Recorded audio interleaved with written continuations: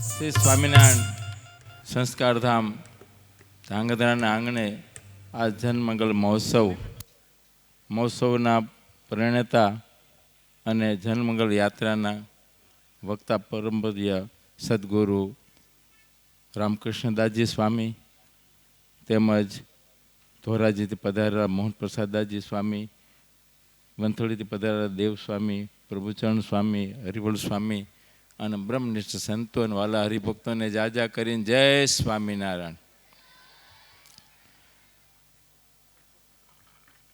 વાલા ભક્તો,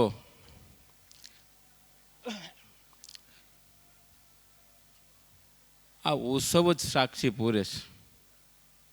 આ જનમંગલ મહોત્સવ અને આ જે મેરામણ છે એ મેરામણ જોતા જ એમ લાગે છે કે આટલો મોટો મેરામણ ઉભરાણો છે તો એ આ સત્પુરુષના કારણે ઉભરાણો છે. એમનો જે આ 25 વર્ષનો જે દાખલો એ આ દેખાય છે કે એનું આ કારણ છે. વાલા ભક્તો, સંતો આ જે કાંઈ દાખલો કરી રહ્યા છે એના મનમાં એવું છે કે અમને જે ભગવાન ઓળખાણા છે આ બીજા બધા જીવોને કેમ ઓળખાય.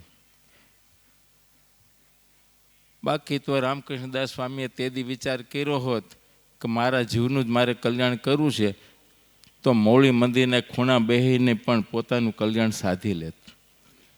પણ આના અંતરમાં એમ થયું મને જો ભગવાન ઓળખાણા છે અને અમારી જે આ ગૌરવપૂર્ણ જે પરંપરા બ્રહ્માંડ સ્વામીની અને એ અમારા વડીલોએ જો આટલો દાખલો કરી ગામડે ગામડે ફરી અને આ જીવોનું જો કલ્યાણ કર્યું હોય તો એ અમારી નમ્ર ફરજ છે.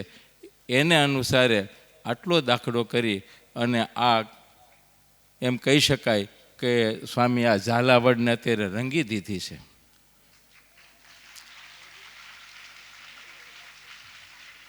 આ ઝાલાવાડ આખું એટલું ઉભરાણું છે ખરેખર. અને ઝાલાવાડના ભક્તો તમને ખાસ કહી તમે બહુ ખાટી ગયા છો કે તમને એવું ભગવાનની દયાથી એવું એક મોટા પુરુષનું, એક સત્પુરુષનું સાનિધ્ય મળ્યું છે. એ જ તમારું બહુ મોટું ભાગ્ય છે. માટે આવા સત્પુરુષ મળ્યા છે એને એન પ્રકારે કોઈ પણ રીતે એને રાજી કરી લેવા, એની આજ્ઞામાં રહેવું અને એના જે કંઈ સંકલ્પો હોય એને સંકલ્પોમાં ભળી અને ખભે ખભા મેળવી અને સંકલ્પને પૂર્ણ કરવા તો તમારા સંકલ્પ પણ ભગવાન પૂરા કરશે. જય સ્વામિનારાયણ.